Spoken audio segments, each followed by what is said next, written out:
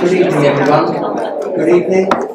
And thank you very much for coming this evening. Up here, sitting up at the front with me, I'm Charles Lisbeth. I'm the chair of the Milton Road Residents Association.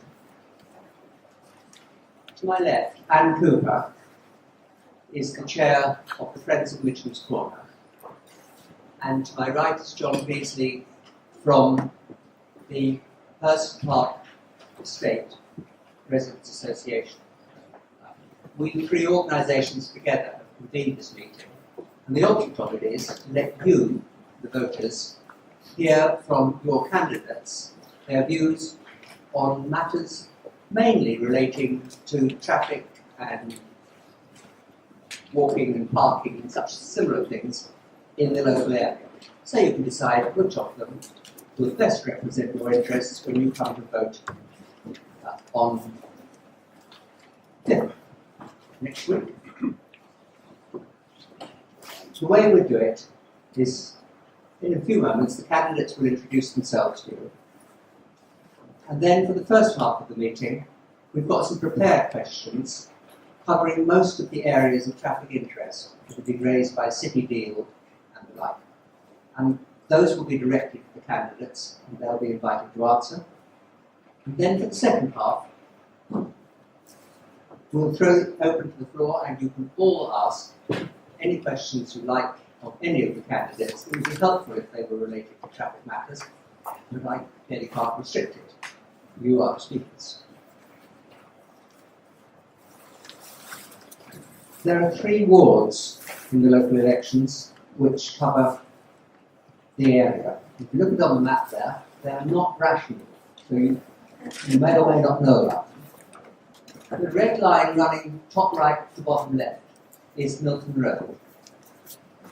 The out of town end of it, near the Science Park, falls into the ward of King's Hedges. The part nearer Mitcham's Corner, and including Mitcham's Corner, is West Chesterton.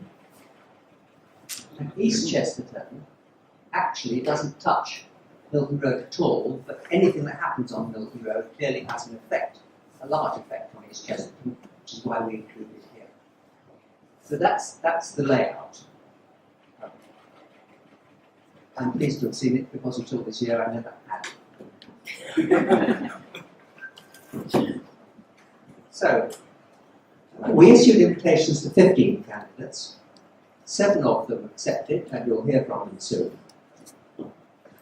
2 sent apologies for absence with perfectly understandable reasons.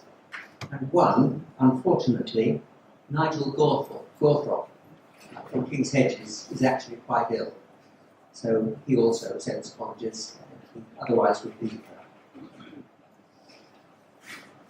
The other 5 made no response at all. I thought you might like to hear who they are, so you can form your own judgment about them. King's Hedges Conservatives, Annette Carini. King's Hedges UKIP, Dave Corn. East Chesterton Conservatives, Kevin Francis. West Chesterton Conservatives, Simon Lee. West Chesterton UKIP, Celia Conway. Now you'll see from that we have no representative of the Conservative Party here this evening. That was their choice. There's no doubt that the message got to them. So that's unfortunate. With one aspect we're not going to be here. So of the 7 who are here, in order that they shan't always have to answer the same question, in the same sequence, which would be unkind on the first and the last speakers, we're going to ask them to draw each a number from the hat, and then we can organise it like that. So would you like to go around? Just on this end, isn't it? A number for each. Note the hat. Very smart.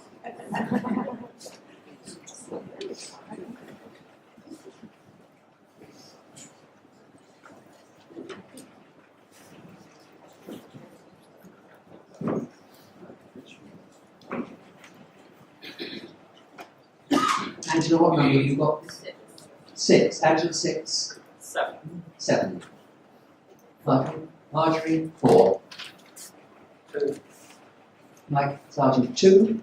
Peter Ferguson. 5. Number 1, Nicola. Thank you. 3.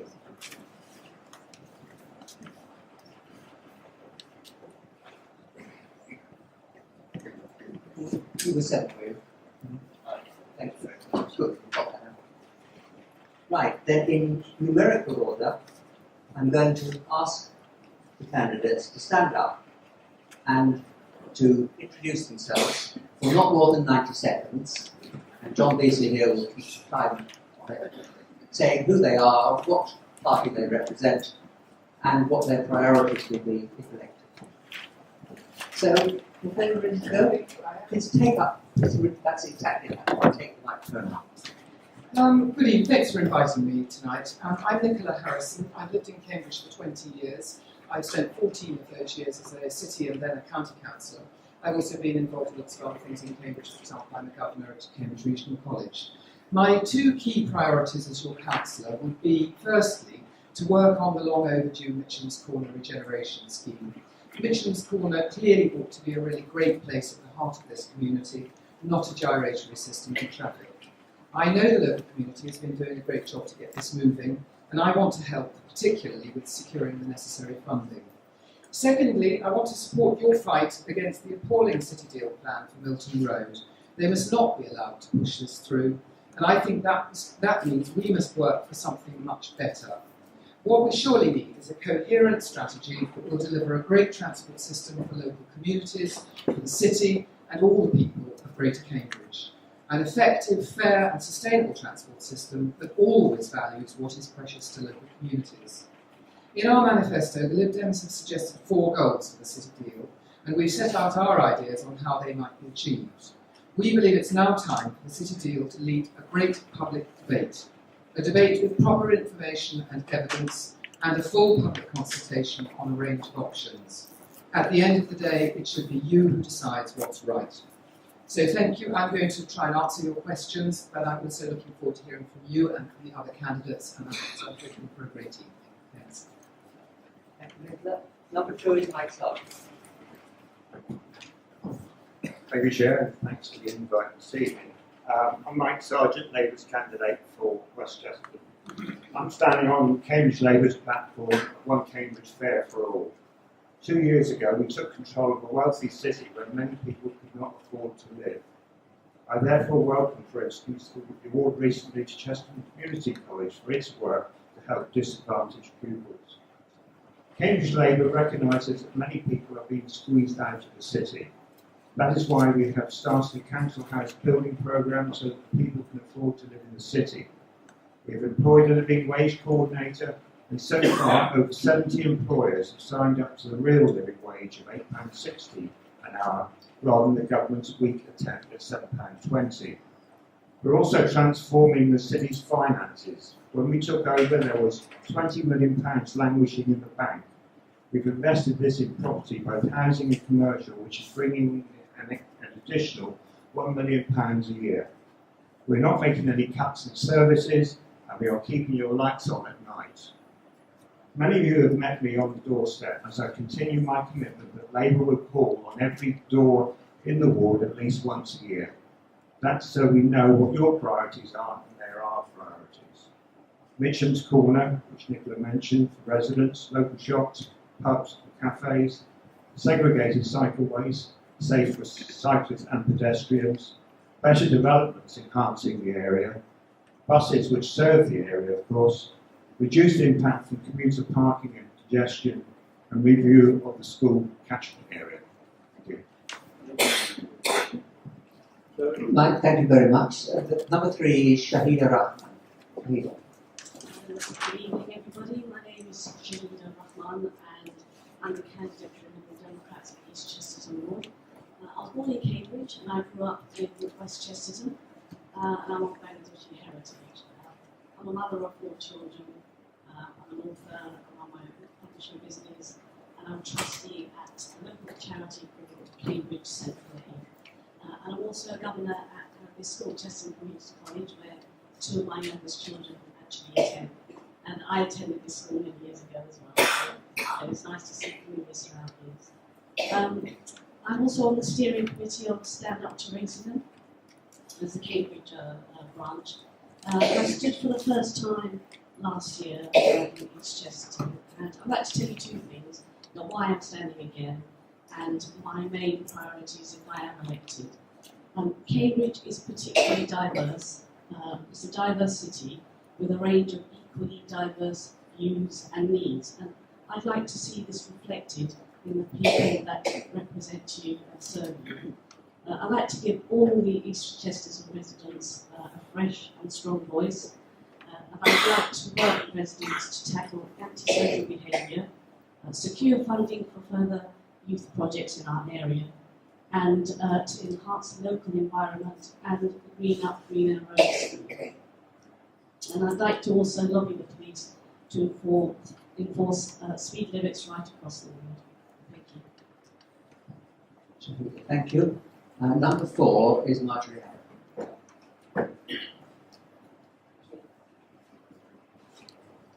Thank you. I'm Marjorie Abbott. I'm the sitting councillor for East Chesterton at the moment, and I'm also the Labour candidate for the elections next week. Marjorie, sorry to interrupt. Could you pull the very Closer. Okay. I don't need to repeat that, do I? No.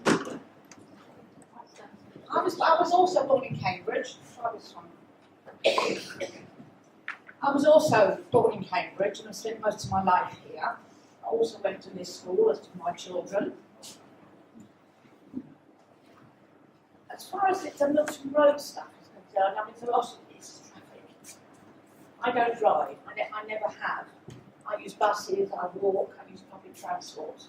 So questions about motoring, I won't be able to answer. If I'm elected, the things that are important to me are housing, housing and housing. In East Chesterton, over the next year, we may have problems with the new station, traffic, parking, which may also impact on West Chesterton and King's Hedges. I think that's probably it. Thank you. Thank you, Marjorie. And number 5 is Peter Birkinshaw.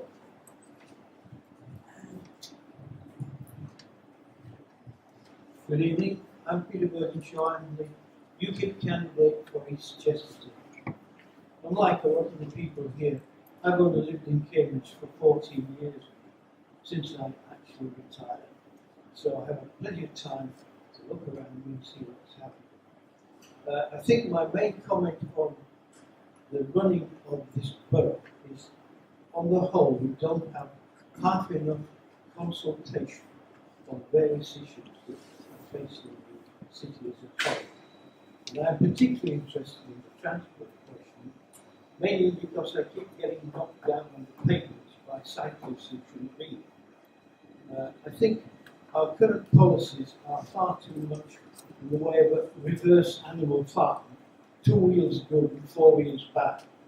I think we have far too many underused bus lanes in various places. For example, Newmarket Road, when you're trying to get into Tesco's, you're all in the outside lane, then you sort of have to swoop into the inside lane to actually turn into Cheddar's Lane. The other places where I've seen bus lanes, if you look at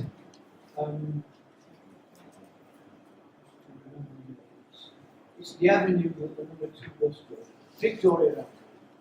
There's a bus lane in Victoria Avenue. The bus drivers never drive it. Few cyclists ride it, but the buses, on the whole, ride in the middle of the road. And that is a complete waste of road space. There's far too much wasted road space in Cambridge. And part of it.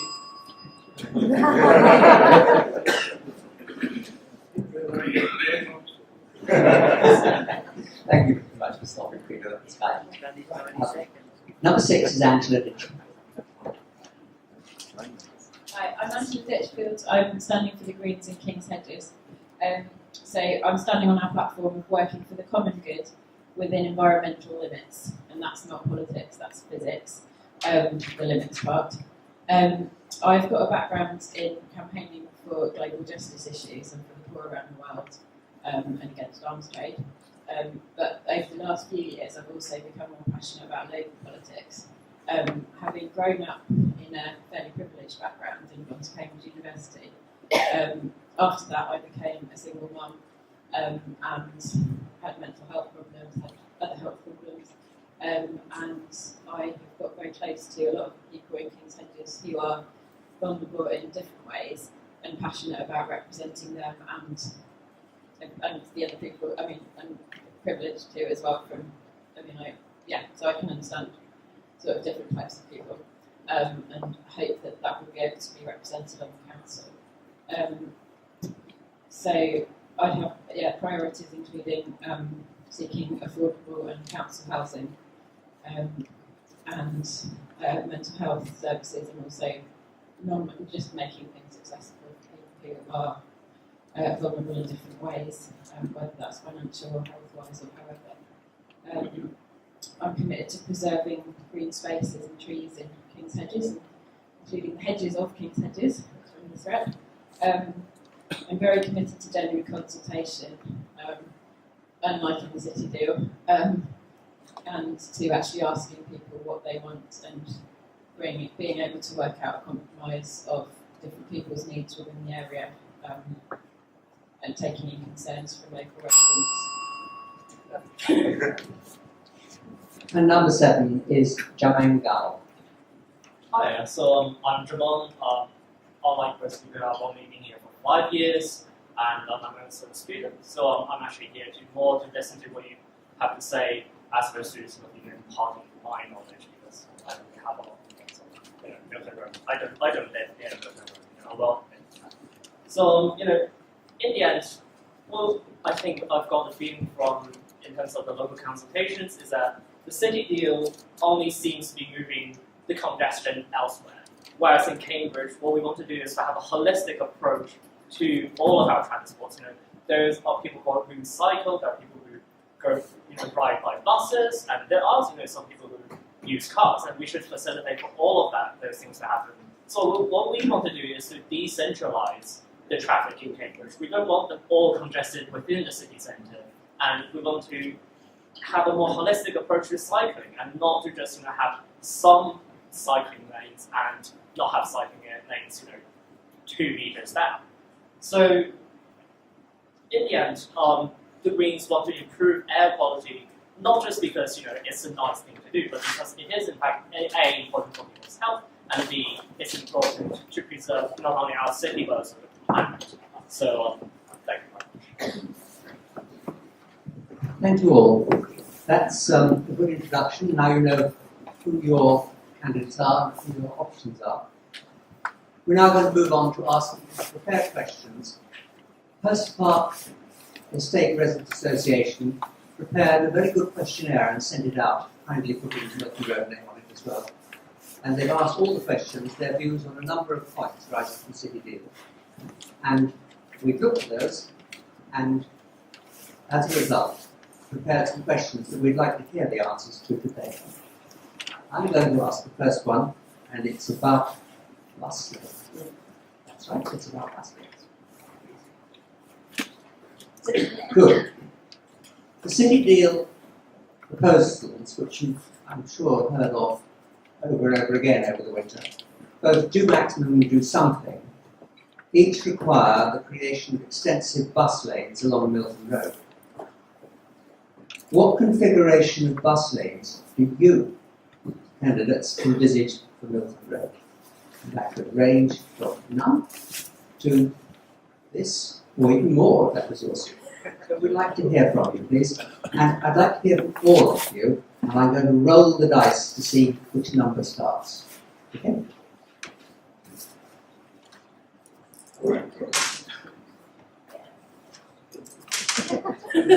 Roll number 6.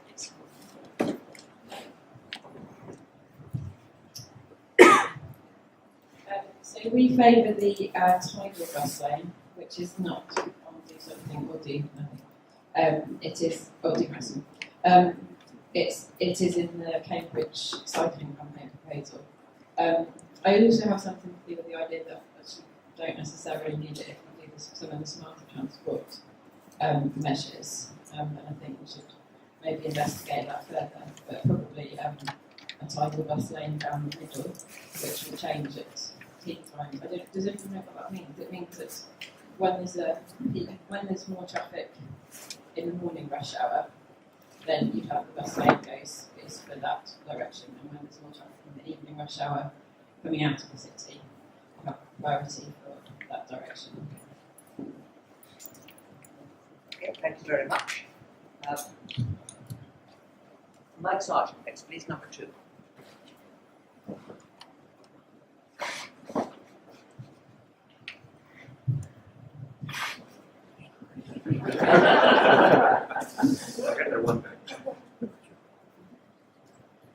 Yeah, the Labour's come out very clearly against the current proposals, and our view is there's no need for more than one bus lane in Milton Road. We think it's very important that certainly coming up to junctions, we need to have a good flow for buses and proper management of buses, which will give some priority to buses. But we certainly believe that tidal flow is one option that could be looked at. And probably other options as well, but we certainly wouldn't want to support anything more than one bus lane, which is pretty much what we've got at the moment. I think the only exception really is between the Highworth Avenue roundabout and Arby Road, which is probably the most difficult stretch in front of the shops. Thank you very much. Next is Jermaine Powell, please. Hi, well, I'm most of the Green candidate, so I guess I'll just repeat what most of what Angela said. We do support more smart traffic systems. I think in the consultations, there were some people who were concerned about the fact that if you have segregated cycle lanes right next to these bus lanes and where you have a floating island for the bus stops, then that actually might pose some dangers to the cyclists there as the buses were there. And we tend to like trees, we tend to like the grass, and they are actually very lovely trees. So we don't really want to see them go and hopefully we will shift the traffic elsewhere as opposed to expanding and having more cars on the road, which probably wouldn't be good for an aggressive cycle. Thank you very much. Marjorie next, please. Sorry, Marjorie. Please.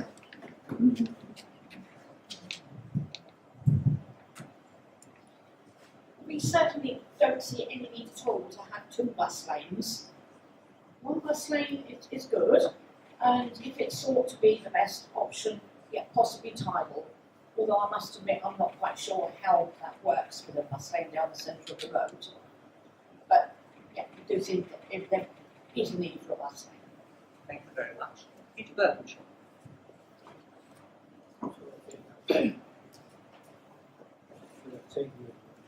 Yes, well, I think my views are fairly uncompromising on bus lanes. There is no need for a bus lane between King's Hedges Road and coming into town all the way down Milton Road. I have quite often walked the length of that road and never seen a single bus. It's just a waste of a third of the road space. I'm quite happy to have the bus lane further out from King's Hedges Road. And similarly, from Newmarket Road, we don't need a bus lane until you get past Cheddar Lane, because it just takes away valuable road space, which is otherwise very much of the need. I've already mentioned Victoria Avenue. The bus lane is very used in those. I think proposals for bus lanes in the middle of the road are going to create problems for people getting on and off the bus.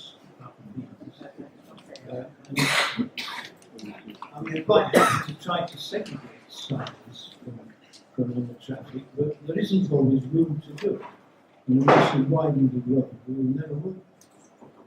Thank you very much. Nicola Harrison, please.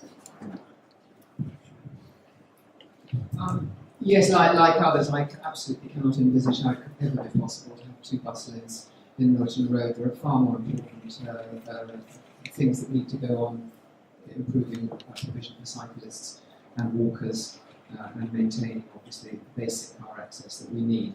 It's a matter of evidence, anyway, as far as I'm concerned. I'm not wholly against bus lanes, I think, in some locations. And it may be that it is right to maintain bus lanes that are there at the moment on Milton Road, but actually the tantalising thing, I think, that has come out of the city deal is the question of whether we can do with fewer bus lanes, whether we can reduce the amount of space that we have to give dedicated to buses by doing other things with the transport system. I mean, I imagine that we'll get questions about that in due course, so perhaps I won't go into it, but so on the simple question of bus lanes, I'm dead against 2 bus lanes down Milton Road. Thank you very much indeed. That clearly leaves Shahida. So I'd like to follow on from Nicola, everything that she said. You know, I think the whole of the city deal proposal is, you know, I completely reject that, and I think, you know, it needs to be looked at again, and we need to reduce the traffic in this road for the city to run efficiently. So it is very important to have efficient bus lanes and where, you know, efficient bus services. So, you know, I don't see how we can have 2 bus lanes down Milton Road, but, you know, I follow on from Nicola exactly what she says, so I don't want to repeat everything that she said. Thank you. Thank you very much. So that's all the answers on their question about bus lanes. And we're moving on now to the second subject. This question is about cycle lanes. Very good answer to the first question, which I think will make the answer to this hopefully conveniently predictable.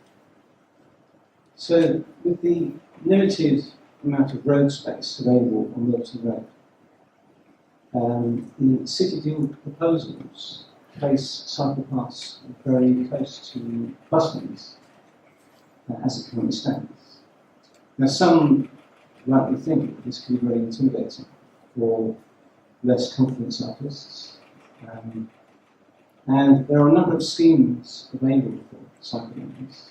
Some consist of single track lanes on either side of the road, implying that cyclists are going to willingly get off their bikes, cross the road and go back where they came from on the other side of the road. Other schemes have dual cycle lanes on one side of the road only. So the question is, what is your favoured layout for cycle paths along Milton Road? And if we could target that first of all to Shahida, please. I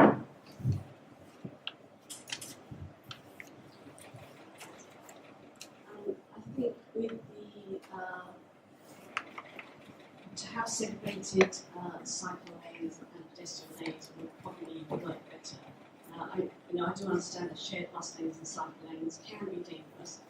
I think also with segregated cycle and bike and pedestrian lanes, I think it will work better at busy times. But I think with at the end of the day, we need to think about how we're going to reduce the traffic in Milton Road, and we do need to have an efficient bus service for that to be able to run. And also with pedestrians, we do tend to forget pedestrians, and there are a lot of people who do want to walk rather than cycle and drive or take bus services. But I think it's important to be fair for all and how efficiently the traffic can run. Thank you very much, Shahid. Can we now ask Peter?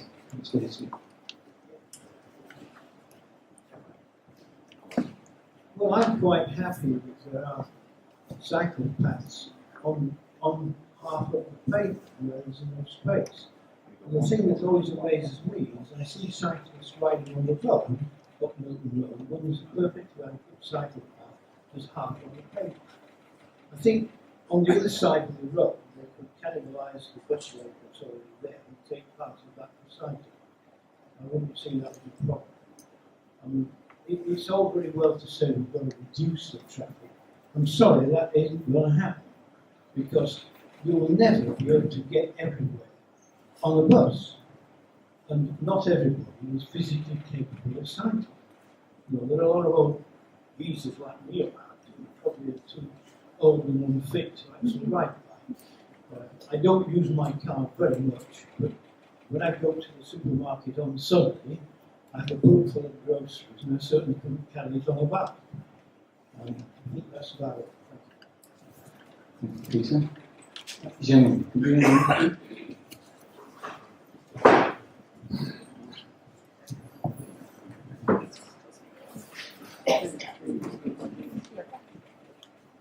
I think on it actually raised a couple of points in the last question, which is that actually you don't have a lot of buses when the buses are supposed to show up, and that's usually I think because of the fact that so many of the buses are actually stuck right next to the train station, which means that when I worked in Hustings like last summer, there were hours when you just couldn't even get any buses. I think in terms of cycling, I think we do need more cycle lanes. Bicycles are in fact vehicles in the end anyway, and they should be treated as such. If that means that we need to remove some of the grass in order to make way for safer environments for cyclists to go through, then I think that is perhaps something that we can do. I think that it is important that we should have more cycle lanes because there is no point in sort of trying to have some cycle lanes just on one part of the street just to make someone happy. Thank you very much, Neil. Could we hear now from Ed?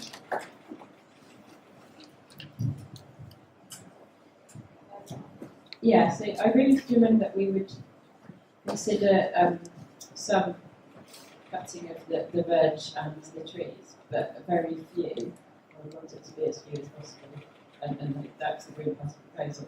It is very few, and we make sure there's an absolute guarantee that they are replaced with equal or better trees, because not like the council has done in the past, of not replacing trees that have been in a lot of cases.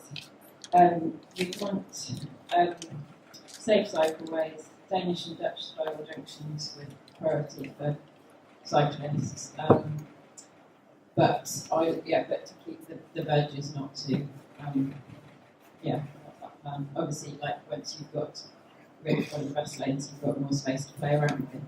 And we would want to see a compromise, or I would want to see a compromise position between those who want unidirectional cycle lanes and the residents who've raised the concerns, which I share, of not wanting to make school children in particular cross over the road, Milton Road twice in order to get to school, cycling on the right side of the road, the correct side of the road. Thank you very much, Anthony. Mike, sir. Thanks. I was very involved in getting cycleways in Gilbert Road. We had a cycle den, unfortunately, on Gilbert Road, and it was very controversial putting the cycleways in. And there's obviously still issues for local residents, but it certainly has helped in terms of use of cycles on Gilbert Road. But we've also obviously, I'm sorry to say, had another death on Milton Road associated with cycling. So it's obviously very dangerous in many ways, where you have cyclists right next to cars and buses. But one of the other concerns that I've got, and that people always bring up on the doorstep, is the problem of people actually cycling on the pavement. And I'm very keen that we segregate cycling from pedestrians and from road traffic as much as possible. So that would be my preference in terms of cycling. I'd also want to see better junctions, so cyclists have got more priority going across junctions from the side roads, because that's a big issue. And I think we probably need to give preference to cyclists and perhaps to pedestrians as they cross junctions. And one of the things we've also got to be very conscious of, we actually want to get people out of their cars. We're not talking about people who cycle at the moment. We're really talking about encouraging new cyclists to start cycling. So we've got to make sure that whatever we provide will actually encourage people to cycle and that they believe it will be safe. Thank you very much, Matt. Yes, I agree with a lot that Mike says. You asked about a favoured layout, and my answer is that it's one that meets all kinds of cyclists' needs and meets pedestrians' needs as well. There are, as others have said, different kinds of cyclists. There are those who do want to go at some speed to a destination that may be some distance away, and those people do need, I think, the kind of dedicated cycle routes that we've got now on most of our main roads. There are different ways of doing that in terms of precise layout. There's the semi-segregated type that we're seeing on Hills Road now, and that is, I think, probably a best of all worlds for those kind of cyclists. But there always are going to be the less confident cyclists, and especially the young and families with young children going to school and so on, and of course older people. I think about that as I get older now, but I want to be safe in cycling into my old age and will not want to be doing so in close proximity to cars and vehicles, speeding along. So I think we do need a mix and match arrangement for Milton Road. I can't tell you the exact details of it, certainly not for its whole length, but I would like to see some semi or on-road cycle lanes for the speedier and confident cyclists, and off-road facilities in which there are clear demarcations between cyclists and pedestrians, because absolutely pedestrians need to be kept safe. We all know how nerve-wracking it is to have a cyclist flying by one's ear. At the same time, if one's on one's bike, actually one wants to get past the cyclist, and so this is about meeting needs in reasonable ways. If we've got enough width to do that at Milton Road, and this is where the city deal becomes a wonderful thing. There's a lot of money there. We could do a fantastic scheme for cyclists and walkers along Milton Road if we can only get out of the city deal will get out of its heads the notion that it's going to drive 2 bus lanes down there. Thank you very much. Thank you very much. Can I ask the next question? Who's that? Yes, Marjorie's. I'm very sorry, that's entirely my fault. That's okay. I passed the microphone across. I feel that there needs to be segregation, that the cyclists are one place, pedestrians another place, cars somewhere else. I think they need to be separate. I suspect that probably the best way of doing it would be to have separate lanes on the pavement, have it separated from the cycling part and the pedestrian part. And I think both of those need to be kept away from motor vehicles. Although, of course, if we're having the bus lane down the centre of the road, they're not really that close to the buses anyway. And I also feel that you should not lose any of the grass or trees, because after all, Milton Road is a residential road, and that character counts. Thank you. Can I ask the next question, which comes from the Friends of Kitchens Cornwall? The Milton Road proposals fail to address one of their supposed aims, namely to enhance the urban environment of Milton Road and Mitchell's Corner. How will you ensure that good urban design is a key part of the scheme moving forward? Can I direct firstly that question to Mike Sargent?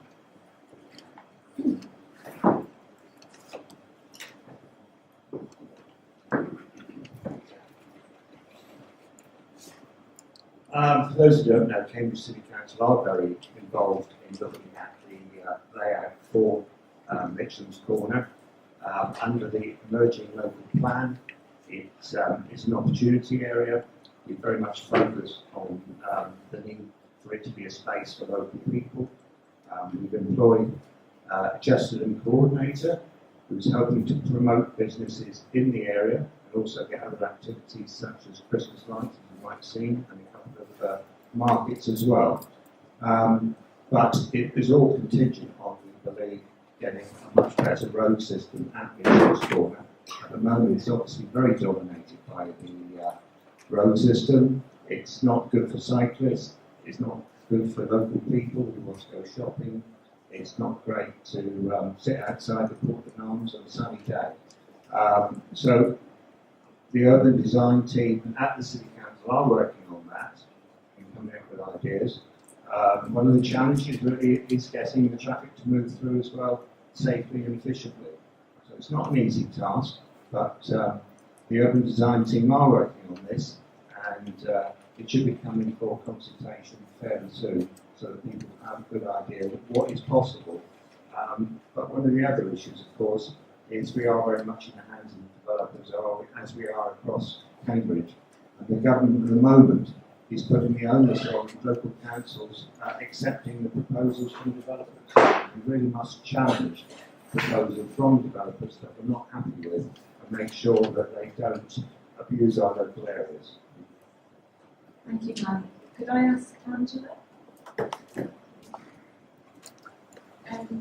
So what we want in combination with the whole city deal, really, I think Nicola mentioned the deposition is that it should be sent back, and you have to have a genuine consultation before you make a plan, not tweaking it at the end. And that's very much the Green Party position. That the way we would ensure good urban design is first of all to consult with the people in the area who know about it. I mean, there's things in the plans that I, from 10, 15 years in the area, 10 years intensively, like cycling, walking around this area, getting buses, getting taxis, getting lifts, waiters, whatever. It is obvious to me that aren't in the plans, and residents' associations have brought them up as obvious, and I'm like, yeah. So consulting with local people who actually know what it's like, what would work, in particular the Friends of Mitchell's Corner, obviously for that junction. Smart traffic management, measures to tackle congestion. The Green Party have a whole manifesto section on measures that we think could tackle congestion very well, and we want to work on them in consultation with local people. Thank you, Angela. Next up, Mark. Thank you. Basically, I agree with everything Mike said, but I would say that consultation is very important. And it would be lovely to see a wide range of shops and businesses at Mitchell's Corner. We haven't used to be. Thank you. Thank you. Peter? Take this one. Hello. Well, every time I come back from town on the number 2 bus, I'm continually backwards to my left to go right round the back of Staples to get back onto the main Chesterton Road. And I can't see why, if traffic needs to go by the local road or further along Chesterton Road, they can't somehow cut across before they get to Lloyd's back. It would, and then the people who are going further down would only be going to Victoria Road. And that would seem to me to simplify the traffic for immensely, because you're always getting held up at the traffic lights by Staples, whichever way you want to go. And I think better organisation of traffic. Yes, you might have to trim that little green patch just a little bit, so you can get traffic going in and out as well as it. Jay?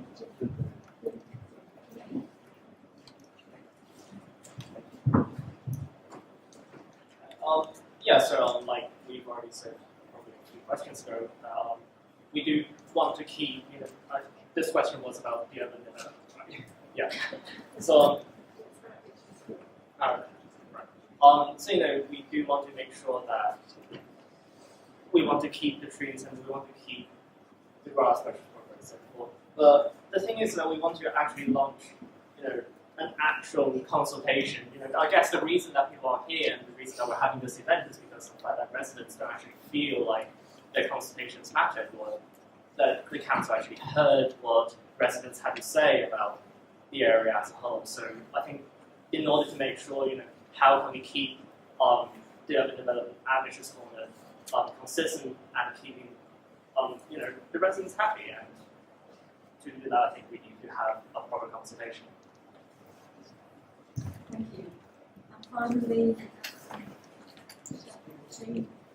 Oh, sorry. Not fine. I think everything has been said. We do need to ask the residents' views. It's really important because they do live in the area and they need to have a say in what is decided.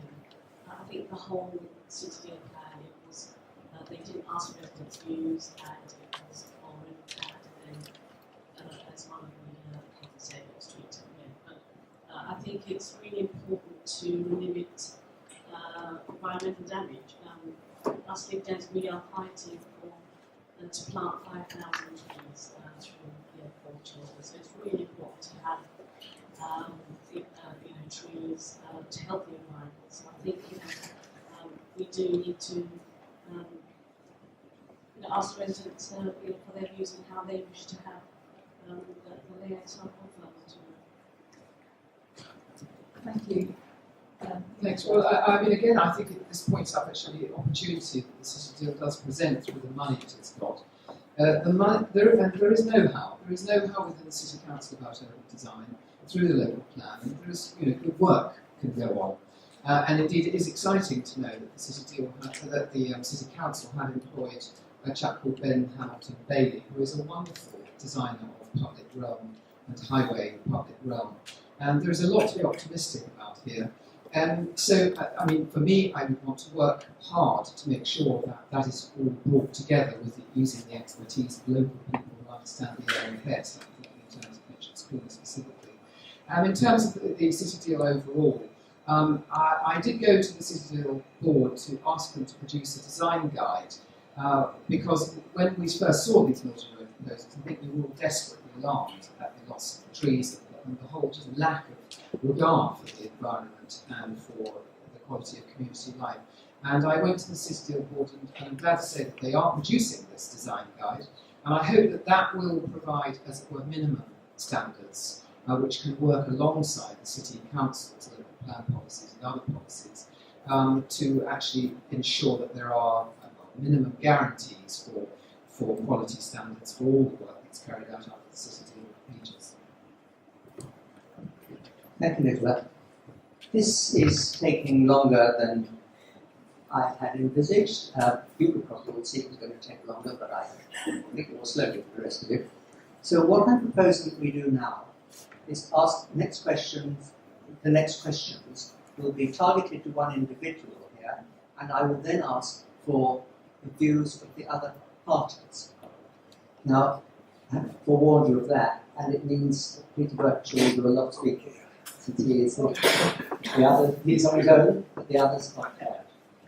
I think that'll keep it moving a little faster.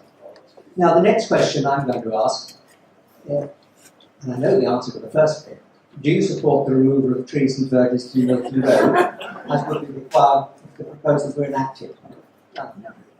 But if not, how do you see the trees and verges being incorporated in a future layout for Milton Road? Angela, will you start?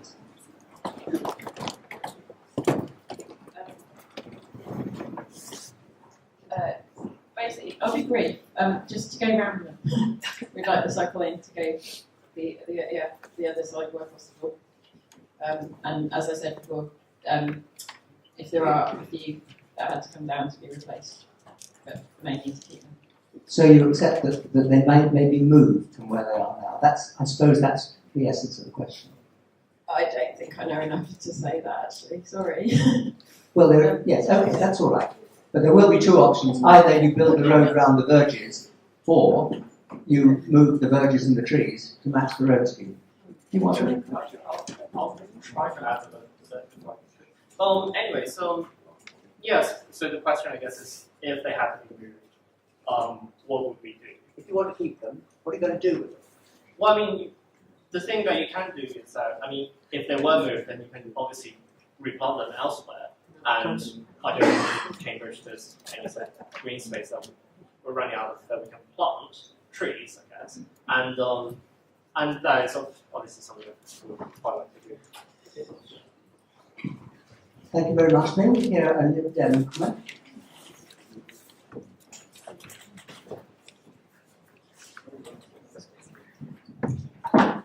Well, I mean, the Lib Dems opposed the Milton Road scheme in its entirety, and we want them to go back to scratch. And as I've said already, we don't know whether we need we don't know what we need to accommodate at Milton Road.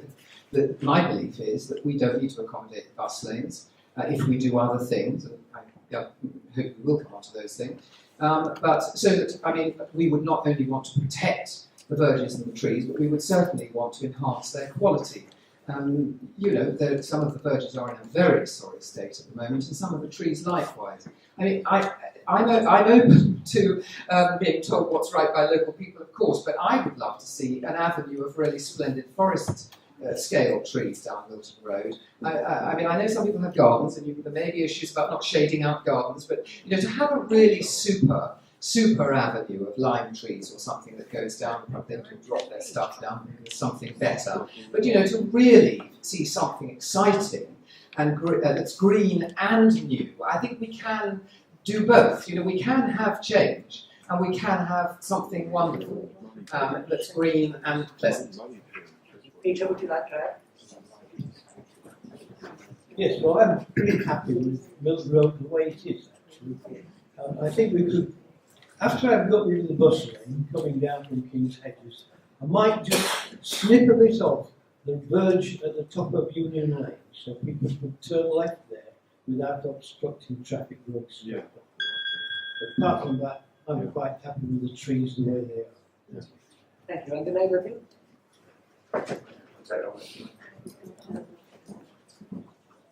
Very interested in Nicola's comments about the Lib Dems objecting to the City Deal proposals for Milton Road, because I think it's fair to say that the City Deal Assembly, which is chaired by Tim Vick, the leader of the Lib Dems on the City Council, actually approved the proposals for Milton Road to go out to consultation.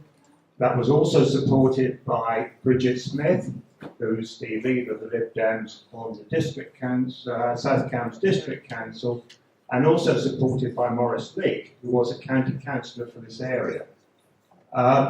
In terms of the trees and the verges on Milton Road, we very much see that it needs to be a tree-lined avenue, as it's a residential road, and as I said earlier on, we believe there only needs to be one bus lane, but we also need to make sure that it serves the needs of increased use by cyclists and also is safer for pedestrians.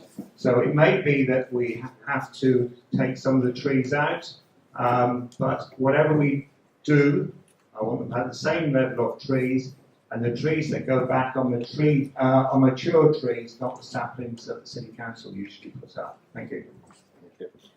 Thank you. That's we move on to the next question now, in order to keep things moving. Could I ask a question addressed to Nicola here? There's considerable local support for restructuring Mitcham's Corner to get rid of the gyratory system and reduce the dominance of vehicle traffic. How will you support efforts to achieve this? Thanks. I hope you'll just forgive me if I just actually go back a little, because I was mystified by that sudden attack. I mean, Lewis Herbert is the chair of the City Deal Board, and it was the City Deal Board that decided to go out to consultation. So, I mean, all parties, are involved in this matter, and we've all learned, haven't we? I think that, presumably the Labour Party has learned also now that these kind of enormous intrusive engineering schemes are not right for our city, and I think we need to move forward from that. As regards Mitcham's Corner, I would hope that my personal experience as both a city councillor and a county councillor might be useful here, because I think that this is quite obviously yet another of these schemes where we need both these local authorities involved. I suppose I know the people, but it's not that. I understand how these organisations work, I hope, and can work together. So I would certainly try to bring that experience to bear on this difficult subject. The key challenge for me, I think, is about the funding, and I think perhaps a local councillor can do most about that. Local people working with the council officers, can do the very best job on the design. But I would certainly want to work very hard to bring funding to this scheme now finally. It's been around ever since I've been a councillor, and none of us of any party have ever managed to pull it off so far. We now need to do that. But sorry to get boring, but the city deal is the opportunity we've been looking for on the funding. But levering that in, because we have to meet the objectives of the city deal. You know, they're not permitted to spend money on just anything. So it's up to us to find a way to express the need for this scheme of Mitchell's Corner that will fit with city deal objectives. I'm absolutely determined to try to do that. Thank you very much. If we could move to perhaps the Labour comment.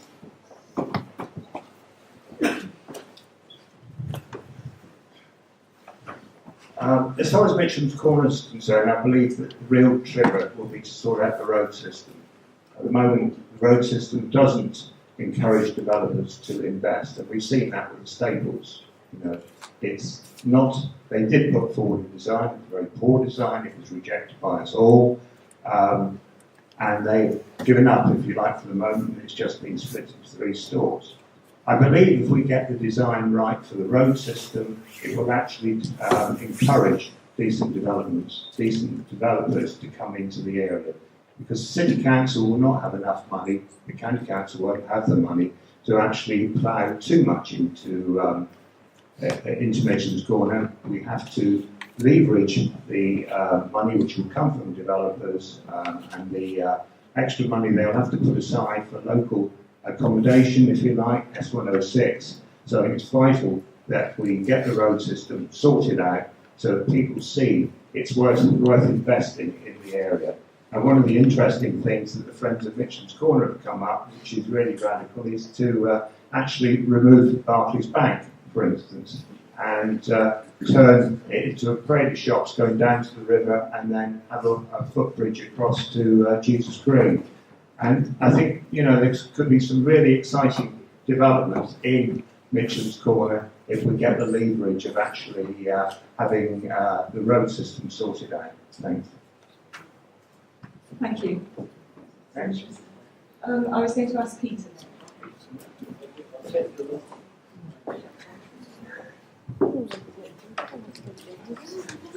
I was quite amused by that sentence there, that we want to encourage industrial development. The first thing we need to do is close the ruddy bank. You know, because that's a surefire way of discouraging everybody else from coming there. I think one of the answers to the traffic problem, which you've got, is you've got to separate the traffic going in different directions sooner than it is now.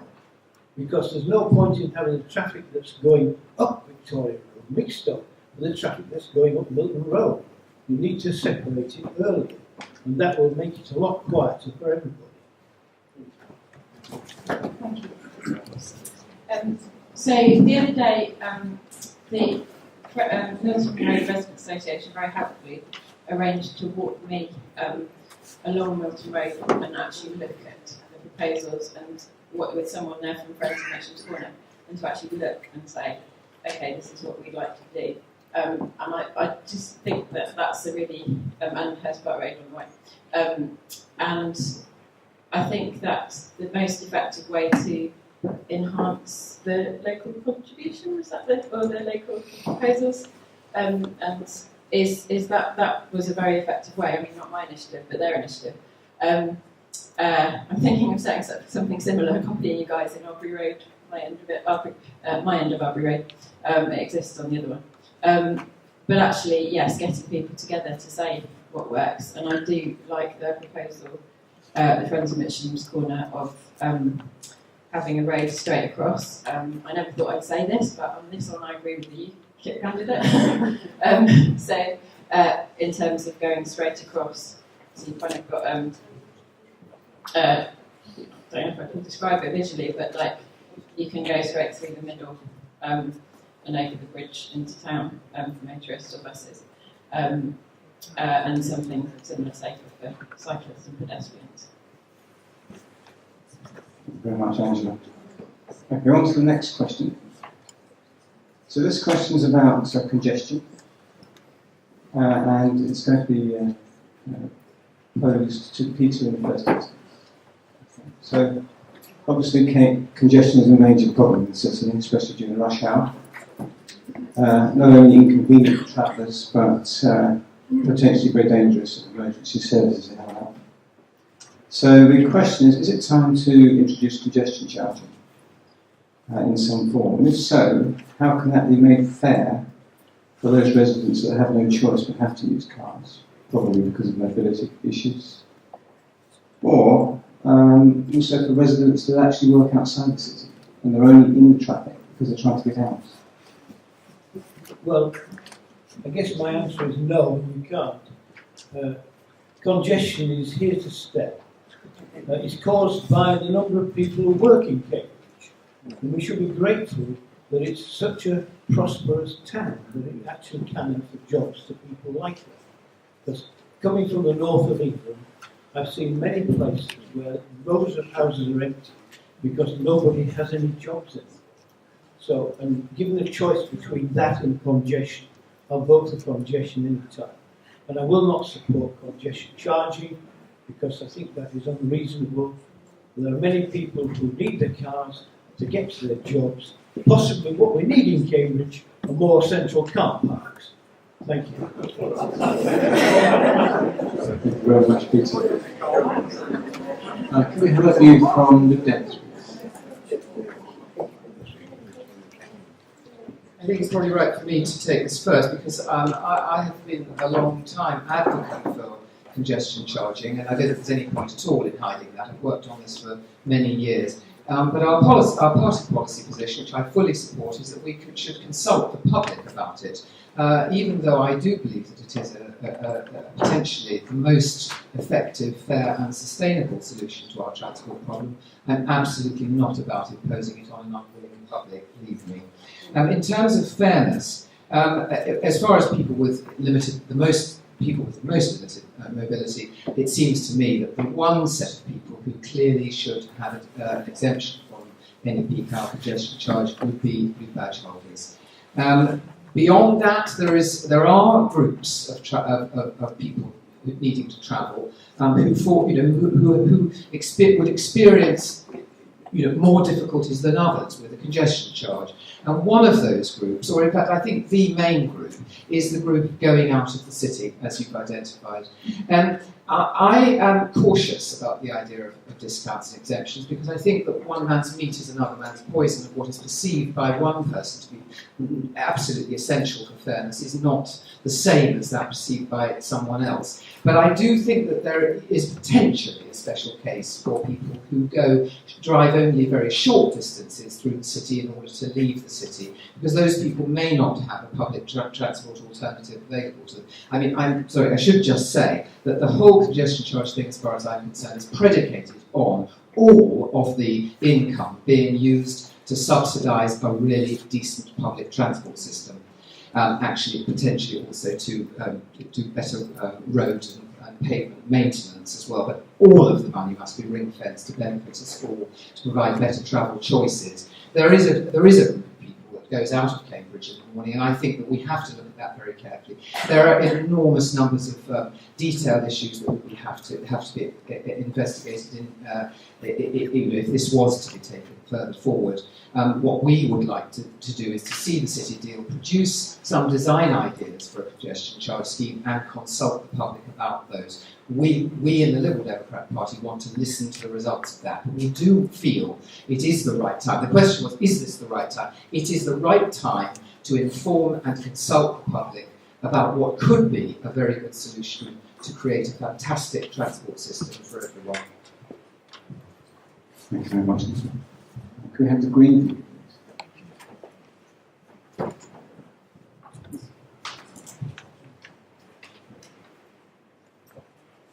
Yeah, so I agree with Mr.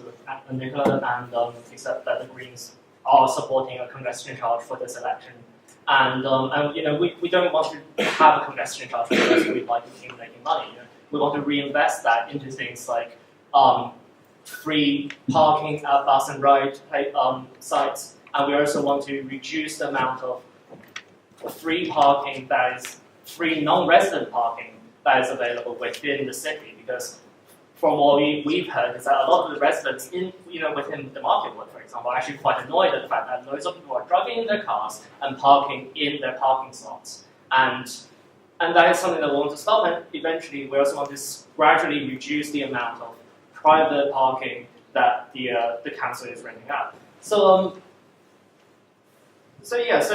we do want to do all that, and because of the fact that we do also want to invest in things like more cycle lanes, and recent government regulations has made it much easier to install cycle lanes around roundabouts, which are also some of the most dangerous places for cyclists. And the reason for that is because we do actually want, I think that there are in fact too many cars in Cambridge at the moment, when at the same time a lot of people have so much opportunity to use vehicles like cyclists, like bicycles. I mean, I'm not saying that everyone should be doing that, but that is possible.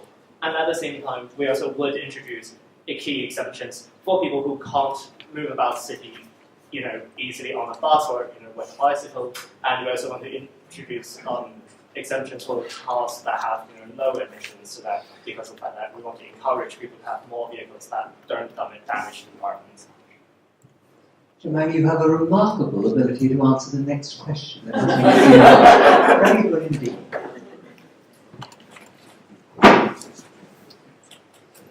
Thank you very much, Jane. And Mike, please.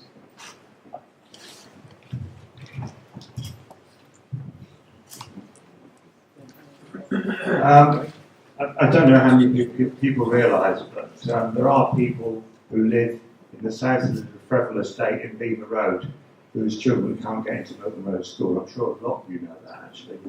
But the problem is that their kids, some of them have to go to Milton School. Milton School, not Milton Road. So they have to drive all the way up Milton Road to take their children to school. And this is primary school children, so that would be twice a day.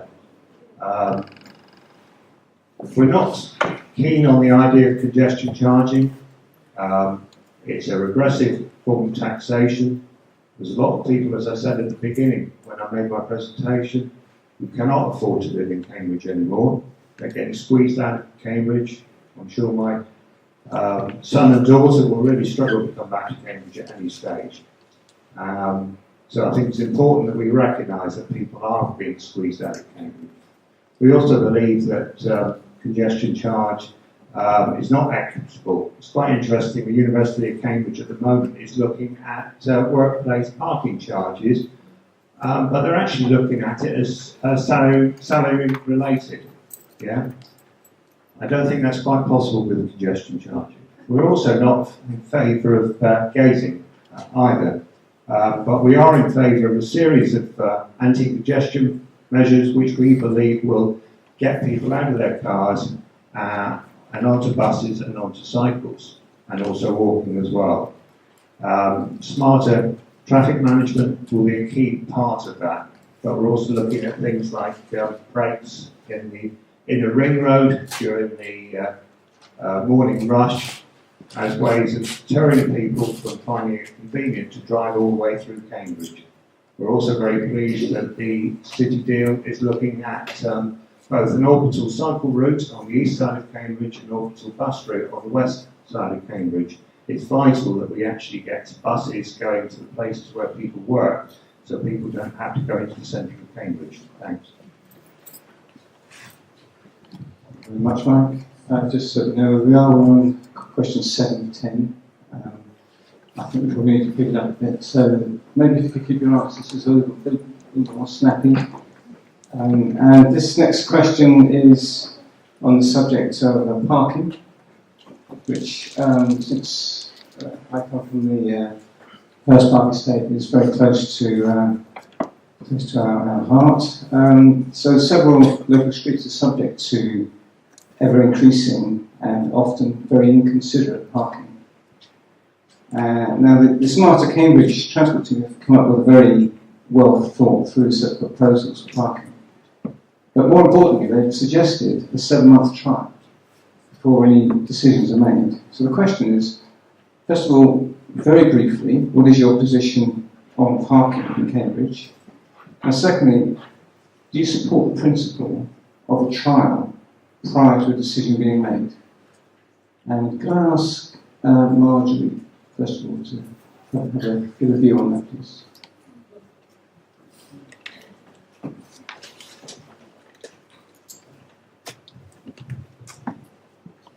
Well, to be honest, as I don't drive, I don't have that much of an opinion on parking, except when commuters park outside my house. That upsets me.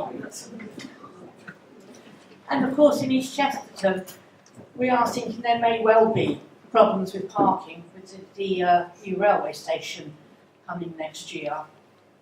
I don't know that I have much else to say, but yeah, sorry, trialling things before they're permanently taken on, I think is a good idea. Thank you very much. Labour's happy to go ahead with residents' parking schemes if the residents locally approve of them. But what we have to take into account is the domino effect, as we've seen in parts of Cambridge, where small parts of an area have parking restrictions, and then it dominoes onto subsequent streets. So we've got to make sure that we're not in the situation we've got in places like Asham Road and Hurst Park Avenue, where parking restrictions elsewhere locally are causing people to park in those streets. We don't want to just move it on to the next area, but we're certainly not in favour of a global approach in Cambridge in terms of restriction on parking. In terms of a trial for the whole of the city, interesting. I guess there'll be quite a cost to doing that, and you'll still, I assume, have to put all the posts up and all the signs and all the markings on the road. So, not quite sure how a trial would work, but interesting concept. Not sure where it's actually been done in that sense. Thank you very much, Mark. There does seem to be money out there for this sort of thing. Nicola, and Yes, we would agree with the position that Mike's just set out. I mean, we very much believe that parking has to be dealt with by local communities at the local level. I've dealt in the past as a councillor with parking schemes or possible parking schemes in areas of high parking pressure. And I mean, experience shows that it is very difficult for communities to reach agreement over this. There are, in any one street, that, let alone over a likely parking zone, views differ enormously. And we feel that the only real solution is the bottom-up community one. And so we really, cannot support a citywide scheme. I think that means that we don't support a trial citywide scheme in principle, but also we really believe that it is deeply impractical idea. There are some things you can trial. A road closure, actually, that's a thing that you can trial. But I worked this out the other day. There are 1,100 streets in Cambridge, and 200 exactly of them at the moment have parking schemes. This leaves 900 streets, and many of those suffer from very low parking pressure. And people will not want. I mean, I will predict this, that people will not want parking controls in many of those streets, very many of those streets. And to go to the incredible cost of putting lines, signs, parking meters, because you need to provide for short-term parking, and to oblige every resident in the city to apply for a parking permit for a 7-month trial is an enormous scheme, and we think it is draconian as well as being impractical. Thank you very much. Yeah, in principle, we like trials, we like evidence-based policy, and we like local ideas. One of the residents near Asham Road suggested a scheme where you just have parking restrictions during school hours, so like 7 till 9, which would stop the commuter parking there, and it's not a problem the rest of the time, so it's safe for parents to drop off their kids. And that's the idea of a local scheme that could be tried, and you can see the impact. And it wouldn't necessarily be that expensive, you don't have to roll it out across the whole city. And yeah, so that'd be good. But I think in general, we think reduced parking and more of a congestion charge is more effective than a parking scheme. whilst I take the point about regressive taxes, and I don't like regressive taxes in principle, we've got a lot of other policies that would be more redistributive, so that hopefully people could afford to pay that if they needed to do so, and would be exempt if they were disabled or otherwise vulnerable. Thank you very much, Angie. Peter.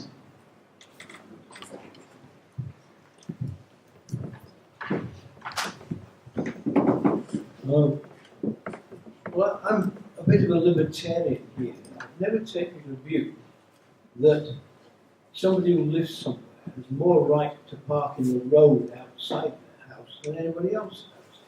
The road is a public utility and it doesn't belong to the people who live there.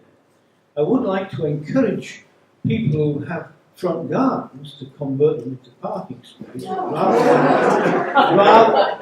rather than parking on the road. If they have to park on the road, then people should have to pay for it, regardless of who they are. Thank you very much, Peter. Okay, we're now going to move on to another question, perhaps just as controversial. It's on the issue of considerable concern locally, particularly if you're halfway up Milton Road. It's the proposed replacement of the Highworth roundabout. If you're not quite sure what the Highworth roundabout is, it's junction 3 on the council's very useful maps. The replacement of the Highworth roundabout with traffic lights, accompanied by the closure of access to Highworth Avenue, and at the south end and opening at the north end. A highly unpopular measure, except for one person who told me they approved of it at one of the meetings. For the majority of the residents anyway, although the Cambridge Cycling Campaign does support this very strongly on the grounds of safety. So I could go on for at least an hour on this one, but I think what I'm going to do is ask, what is your position on these measures, please? And if I could ask Mike, please, to give me your ideas first.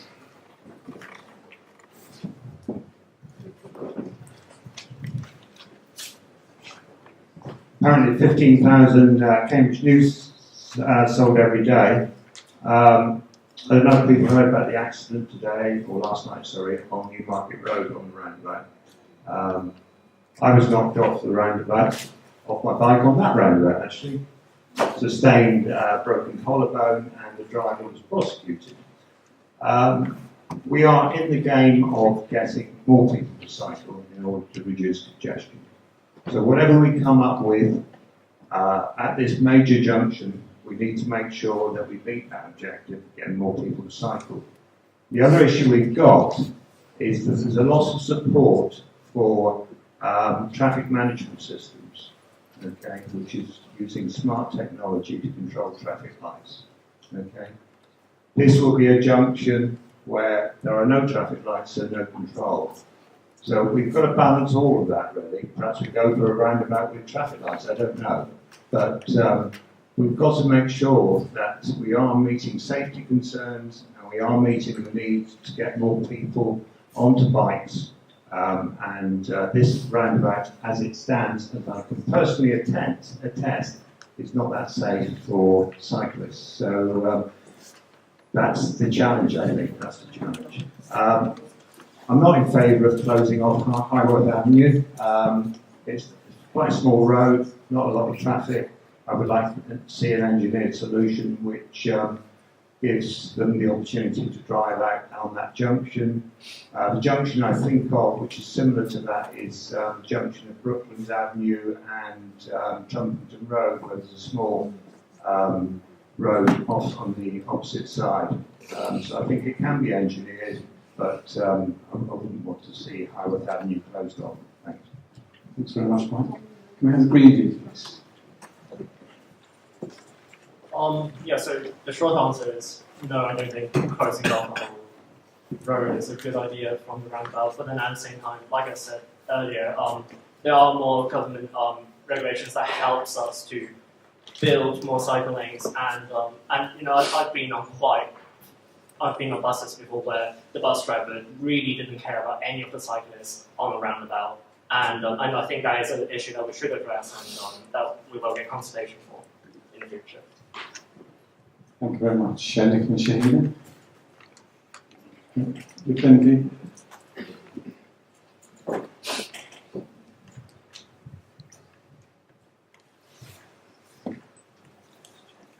I think, as we said before, the Milton Road proposals, they need to be looked at again. So regarding roundabout, no, I don't agree that it should be closed. But it's not about closing one particular roundabout or one particular road. They all sort of come in hand, and I think it can only sort of push traffic up. Sorry, can you hear me? It can only sort of push traffic elsewhere. But as I said, the whole proposal needs to be looked at again. Do you want to add to that? No. Thank you very much, Shahida. Peter. What's your view? Thank you. Yes, I think on the whole, closing roads simply shunts the traffic in a position where it has to drive further to get to where it needs to be. And if you think about what that means in terms of vehicles on the road, it means there's more road being used by vehicles than there would have been if you'd left the road open. And the other thing I'd like to ask, a lot of these people are so fanatically keen on cycling.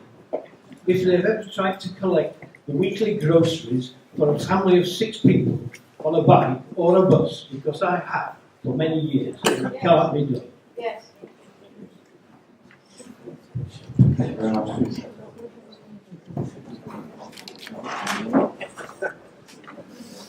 Right, I've got 3 excellent questions, and you've been very patient, so I'm going to scrub 2 off. And the last question, which I'd like to ask all of you, is this. Given that roads are normally the responsibility of the county council, complicated in Cambridge by the involvement of the tripartite city deal, how do you see yourself influencing this area of great concern to the local residents if you're elected to the city council? I'm going to ask Marjorie to answer first because she's in the game at the moment, so she knows about the difference between the city and...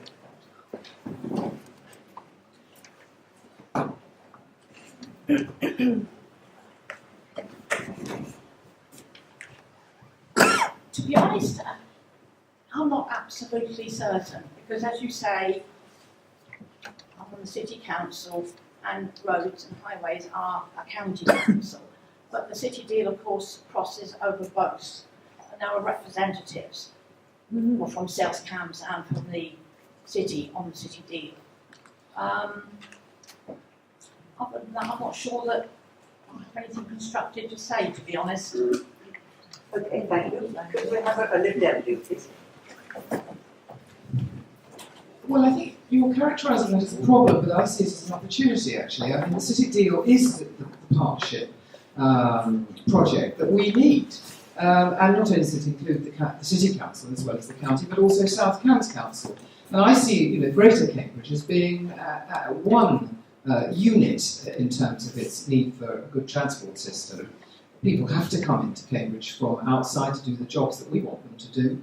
And they come in for their education, and they are us, they're our children, and they're related to us. We're all in this together, and actually it's great that we've got the city deal that can work on these difficult problems together. So yes, I felt that you characterised that as a problem, but I would hope that, I could repeat what I said personally, but you asked personally. Well, personally I do have experience on both of those councils, and I would hope that that would be a useful thing. But I also work closely with my political colleagues on whichever council, on the other councils. The Lib Dems have made a joint Greater Cambridge transport statement because we see these things as being of such strategic importance. But of course also we work cross-party. In reality, at election time, it's right that we put choices in front of you because then you can make decisions about what you prefer. But after the elections are over, we work together, cross-party, cross-council, and I believe we do a good job of that.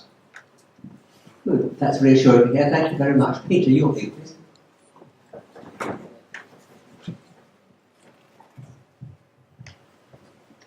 Well, I'm into motherhood.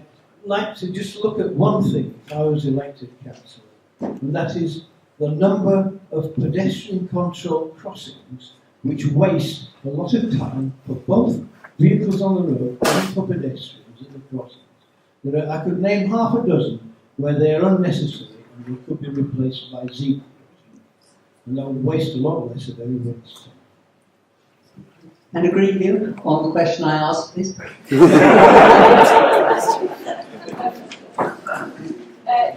Sorry, so given the tripartite nature of the city deal, we think we could influence it from either the city council or the county council, hopefully both. I've also got a background in campaigning in different forms, so if it's necessary to use different methods creative campaigning, then we can do that as well.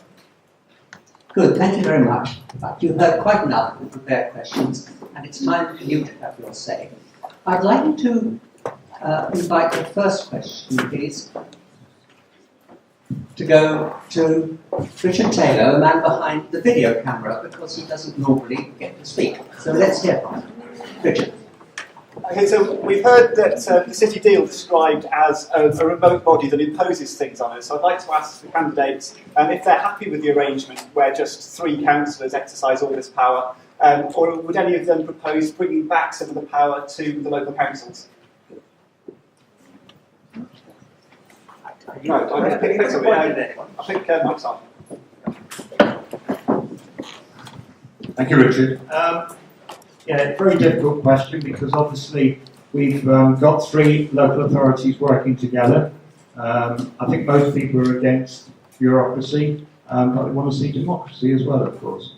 And I think it could be quite inefficient if we had in effect 4 bodies working together on this. It is represented at the board level and the assembly level. And I know that there are resolutions going forward to the county council, for instance, to make sure that some of the major statutory decisions that have to be made are referred back to local councillors, as well as the decision being taken by the city deal. So I think we can work in that way. I wouldn't want to see the city deal delayed because it had to go through too many hoops. Thanks. How about Rita? Yes. Excellent. Very simple, straightforward. You can. Just trying to recap the question now, but I think my general opinion on the local government system in Cambridge is that what we really need is a unitary authority, because there are just too many people involved at different levels, in different outfits, all trying to overlap each other and do the same kind of thing. And I think if we had just one unitary council for the whole of Cambridge, that would be an excellent step forward. Thank you. And the Lib Dem. Well, the best thing would be if we could have a unitary council. There's no doubt about that. That would bring democracy together for the whole of our area and give us greater, as people, give us greater power to determine our future in effective ways. No question about that. Whilst we haven't got that, we will always see projects like this, joint partnership projects. The city deal is the biggest we've ever seen in terms of money, but there are lots of others going on all the time, and they can work fine.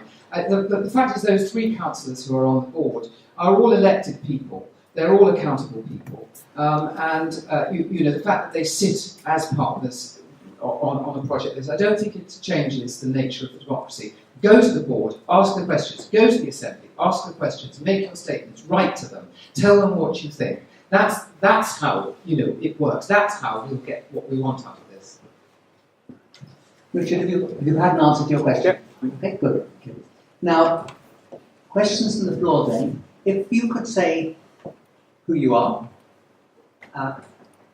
who you would like to produce the initial answer to your question, and then ask the question, please. And the simpler the question, normally the better the answer you get. So who would like to speak? The lady over there. Hi. Thanks very much. I'm Andrea Runner. I live in Hurst Park Avenue. I was interested in the question to do with parking, because I noticed that my street was flashed up on the screen. And the question sort of irked me, because the presumption was that everybody who lives at Hurst Park Avenue actually would like to get rid of the commuter parking. And we see commuters as pests, and we'd be better off without them. And actually, I think some of the discussion that came out of the panel was spot on. I think if you ask people who live in the street, you'd find people have lots of different opinions on it. And I think on one day I'm a commuter, on another day I'm a resident. It's not a simple question of let's sort of clear the roads. I think the other thing to think about is there is a benefit to parking, and it keeps the speed of the cars down. So I think, there's not a simple answer to any of this, but I think that question in particular seemed a bit biased. So I thought I would call you out. My question is, does anybody else think that there were any other questions that were biased? Thank you.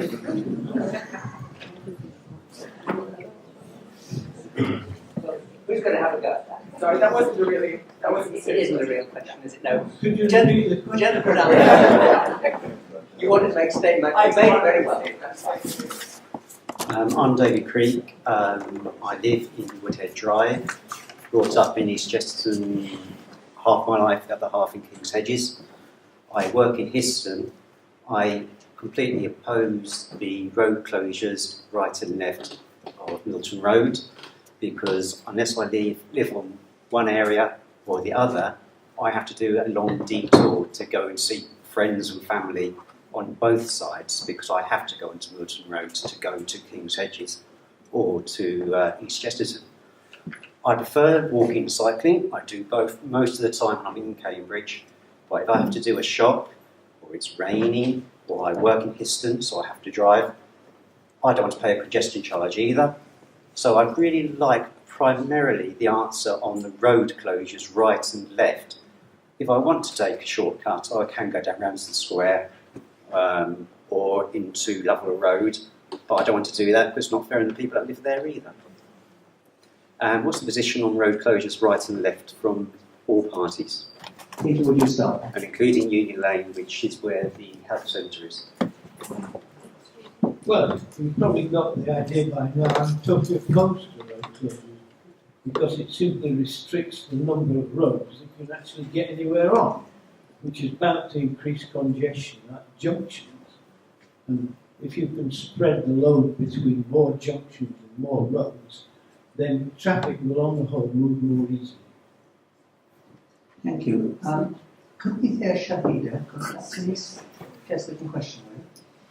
About the Union Lane question, we've actually spoken to residents whether they'd be for road closure. When we say road closure, we're considering trialling to see if that works. And we have spoken to residents, some of them agree, some of them don't, and they are particularly concerned about the medical centre. But if we do put a method of trialling in place, we would obviously allow emergency vehicles to access the road.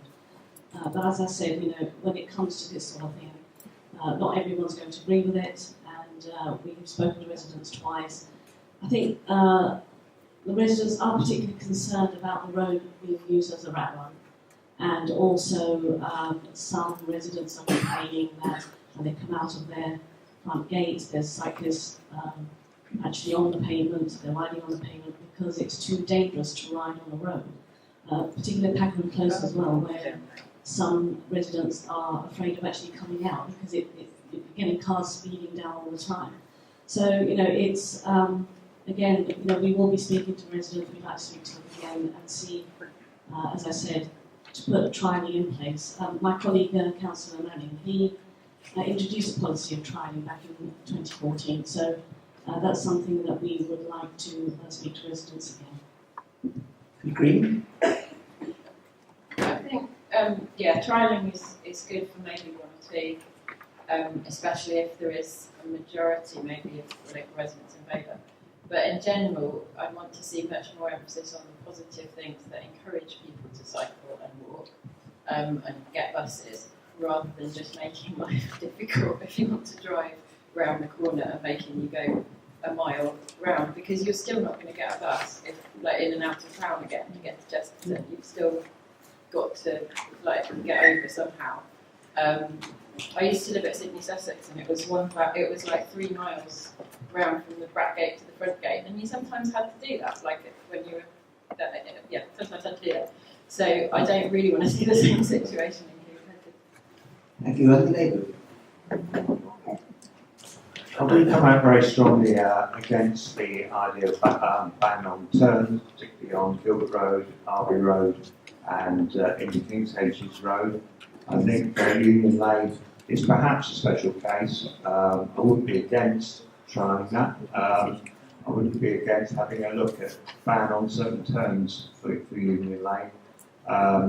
And it certainly would benefit perhaps from a trial, because we can see what the impact is on all the other roads in East Chesterton, which is one way of sorting it out. I think trialling of other aspects of the local area, such as Gilbert Road or Arby Road, I think that's a no, because I think they are very much important routes, and they will actually push traffic into Hurst Park Estate, put more traffic onto Mitchell's Corner, potentially put more traffic on Victoria Avenue, even because people aren't able to use Elizabeth Way to get to Gilbert Road as they do at the moment.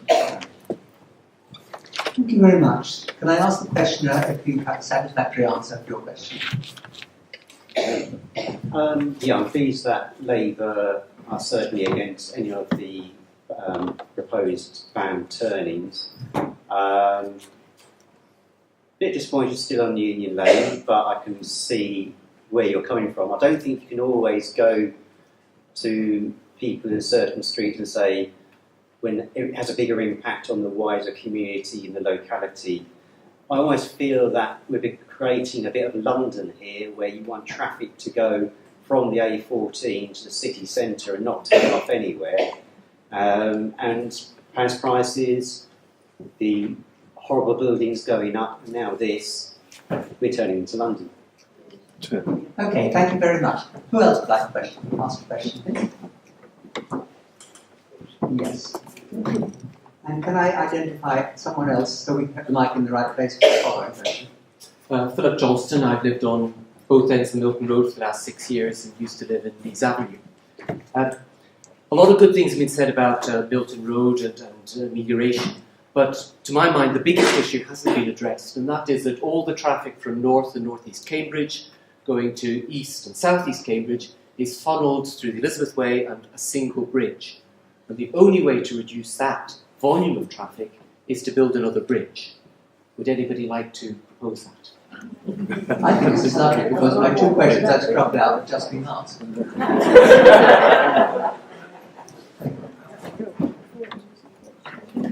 Well, I mean, the thing is, we can go on trying building more infrastructure, but actually when proposals come to us for more infrastructure, as has happened with the Milton Road scheme from the City Deal, we're up in arms, and quite frankly, I think we're right to be. I don't believe there is an option to build another bridge parallel to the Elizabeth Way Bridge. I think what we've got to do is reduce the amount of car traffic on the road, especially at peak hour. And there are various ways, some of them, we've discussed some of them this evening. There are various ways in which we could do that. I find it a really depressing thought that we would think that the future for our city is just to build more infrastructure. It will fill up, and then we will need more. That has been the history of road building ever since roads, ever since the invention of the motor vehicle. Anyway, I don't want more of that. I want us to have cleaner air. There are people dying in Cambridge from air pollution. There really are. There are 30,000 people dying in this country through particulate pollution alone. We are dying. We cannot just go on relying on the private car and building infrastructure to go with it. We must reduce congestion. We must provide people with a really fab alternative. It has to be a really fab bus service. We need to subsidise that bus service, and that's why I favour consulting you about a congestion charge, because I think that's the way that we can raise the money to have that fantastic alternative. And we won't need all this new infrastructure. Good, thank you. And what about you?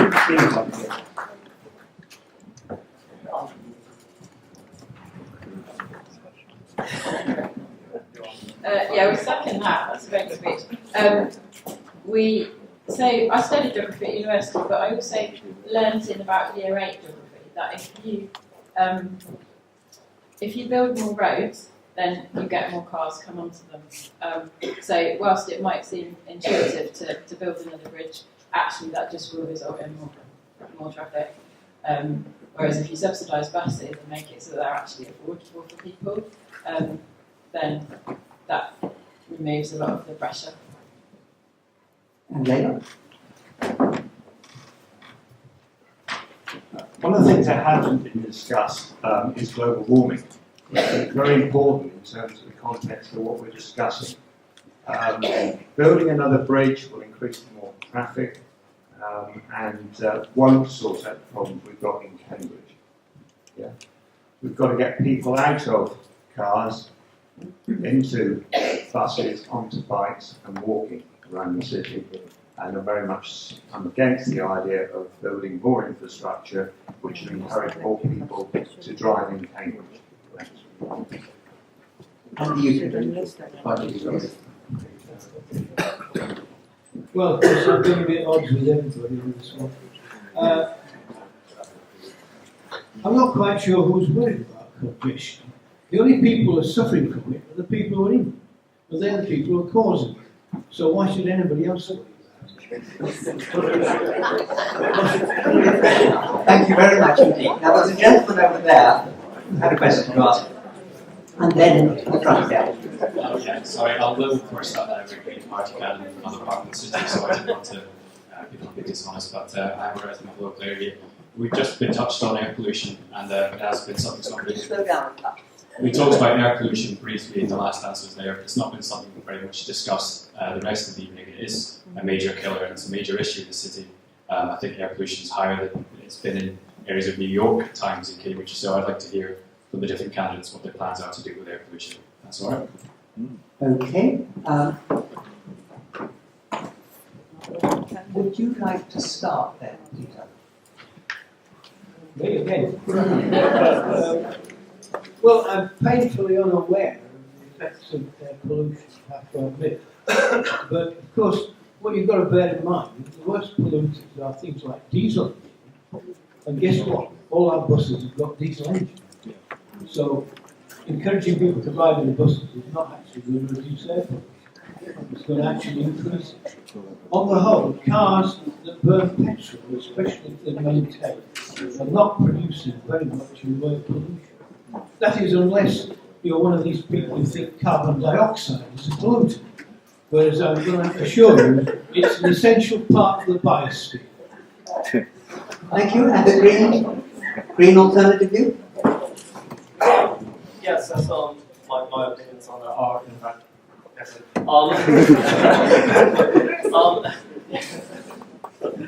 yeah, so I agree. There is serious damage being caused, just by the fact of congested cars. I mean, there was one day when I walked from West Cambridge all the way to Trumbull Street, and just the fact that you have rows of when there is a congested road, you just have rows of cars that's turned on, that's just left there to do nothing but produce pollutant, and it's not good for people walking past. It's obviously not good for the environment, and that's why we need to sort out congestion within the city. And on top of that, the Greens do want to get the taxi companies to have more electric taxis, because there is always obviously produce less pollution, and that and electric vehicles are the future. And we also want to introduce more work with Stagecoach to introduce more electric buses, as people in Brighton have done, and by doing that, not only do we reduce the traffic through the other measures that we've talked about, we are also going to improve the quality of life of people around Cambridge, and that will be a good thing. Thank you. And the Labour view? Labour are very much looking towards making Cambridge a carbon neutral city by 2050. Currently, we have a proposal with Stagecoach to introduce buses which will not be polluting, hopefully, when they're in the city. We're very much supporting the initiative to have electric taxis in the city as well. One of the worst polluted areas is on Elizabeth Way. It actually goes into the side roads, into Montague Road, into Humston Road, and places like that. So it's absolutely essential that we come up with alternatives to diesel and to a lesser extent petrol. But that's partly around what they call a modal shift in the vernacular, where you get people out of cars and onto bikes and onto non-polluting. Thank you. Did the Lib Dems feel who addressed it initially? You want to have another bite at it? I think two words we seem to forget is climate change. We do need to obviously reduce air pollution. That's why it's important to reduce congestion on our roads and improve cycle lanes, make it safer for cyclists, get people out to walk as well. This is what the whole city deal proposal is about. You know, we want to reduce cars on the road and get people walking and cycling. Good, thank you. Yes, addressed your question? Yeah. Happy with that? Gentleman at the front here, please. My name's Bob Leeds. I'm a fifth generation born and bred in Cambridge. So, just an observation that all our future councillors are trying to make is it seems to me that the car wants to be banned and you're going to give us some buses. Now, I live on Milton Road. We have as many buses come down Milton Road, I think near enough as the hospital does. You can't, we have the park and ride come down there every 10 minutes in every way. They're not allowed to stop on Milton Road, and yet they can stop outside the Perth School on Huntington Road. Now, on Huntington Road, you've got these bollards in the road, which are called, I think they're called bus islands, aren't they? Floating islands. Now, what they do is they're a moving traffic jam, aren't they? Because every time the bus stops, you've only got one driver, and when I was a kid, you used to have a conductor. But you don't got a conductor anymore, you've got the driver, and he takes the money, takes the seat, and he sits there, and all the traffic bunches up behind him. And then he moves off to the next one. So your idea of putting it on the buses is okay. Now if I walk down Union Lane, it takes me 1 hour exactly, to get from the bottom of Union Lane to the hospital. Now is that what you consider to be a good service? The second point is, you all want us to ride bikes. Now I drive a car because I'm disabled in certain ways. Cyclists don't seem to follow the same rules as cars do. We have lights on, and we've got to go through an MOT, and we've got reflectors on.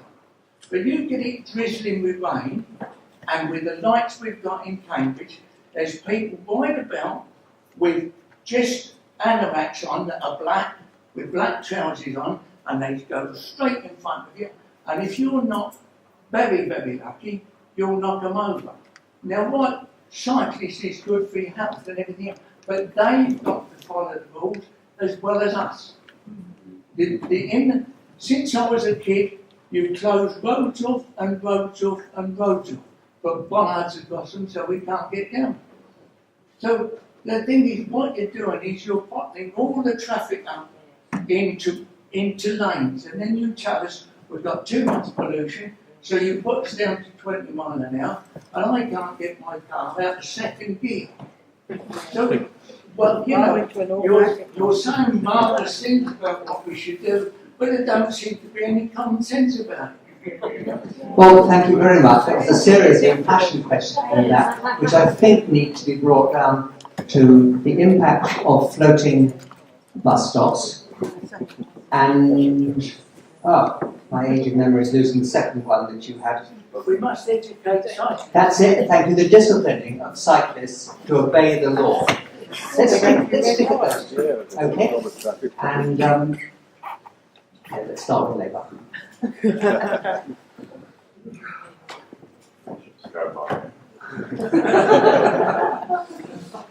I'm not yet convinced about closing bus stops. They're obviously in use on Hills Road and Huntingdon Road.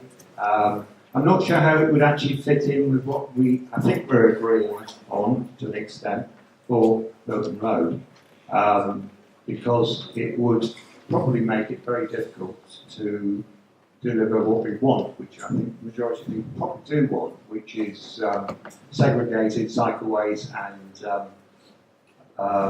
pedestrian. And it really seems to be talking about having the cycleway on the road.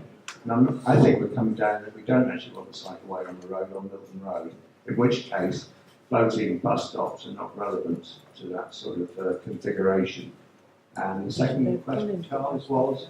How about getting cyclists to obey the law and accept? I don't know if people know about the North Area Committee of Cambridge City Council, but the police come every 3 months or so, and I'm always very keen to get them to address these issues. So riding through red lights, actually riding without bike lights, and cycling on pavements. And if I was elected, I would be speaking to the area sergeant on a very regular basis, asking him or her to address those issues, because we have got to get agreement between pedestrians, cyclists and motorists that we have to work together. And at the moment, I don't think we're working together. Thank you very much. Greenview? Just 2 points that you raised also. If we don't want to ban all cars, we would want to have priority for disabled and other people who really need them, such as the elderly. But we believe that reducing congestion and encouraging all these other things would leave the roads clearer for those people who really need it, and all of us who really need it occasionally, possibly. I would like more buses just off on Milton Road as well. The floating bus stops, if we had a tidal flow system, you wouldn't get mobile traffic jams behind them, but you also wouldn't probably need them. I agree with floating bus stops in principle. I don't agree with them on Milton Road because it just doesn't fit in the road. And cycle training. I think there's a lot of cyclists who want, who would welcome more training in how to do it, and if that was able to be funded and subsidised. It is available currently, it's just prohibitively expensive to people who often cycle because they can't afford cars, in the case of a lot of people in my ward. And yeah, if we could fund the training, I think a lot of people would take that up voluntarily, enough that you don't to not have to have prohibitive, sort of focusing on the punishment. 20 mile an hour, I do feel personally has helped. I think that might be the reason why one of my children is not seriously injured today, having the 20 mile an hour limit there. In the past I kind of thought it was irrelevant, and I was like, okay, it's a Green Party policy, not one of my priorities, nice idea, but pros and cons. After my son was nearly hit on crossing Arbury Road, I was a lot more in favour of that. Thank you. You?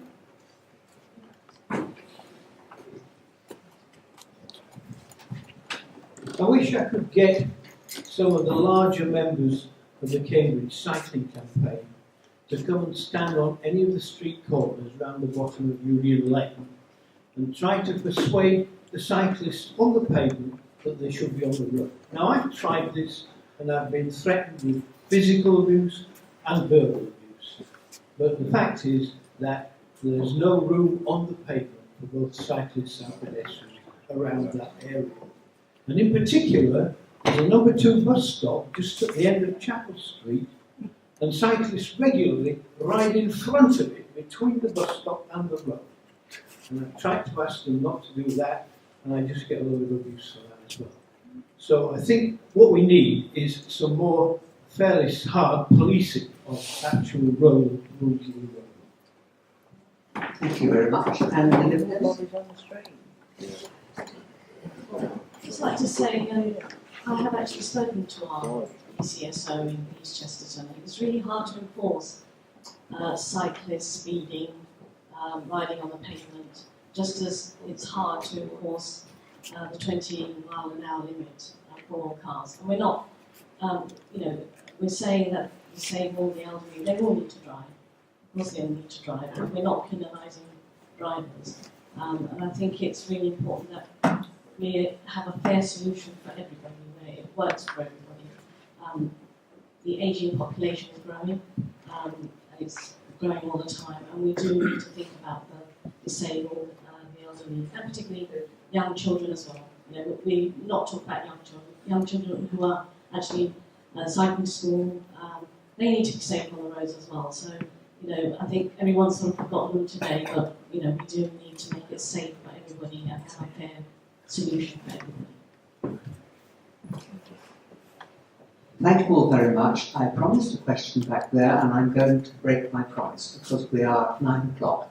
And I think it's time that we stop. Thank you very much indeed, all 7 candidates, for addressing our questions and letting us hear your views on these various things. Thank you all very much for coming and for staying and for questioning. On the way out, there are a couple of petition boards. There's the trees, as always, and there's also one about the parking controls as to whether we want to have the trial period for that. So please sign up for those if you haven't already. You could also, we'd be very grateful for a contribution. Of course, we have no funding at all, and occasionally we have to pay for things like printing flyers and so forth. So a contribution in the box would be much appreciated. Take one of those as well if you want. It gives you the link into all the websites that we have around here. And go carefully. Thank you.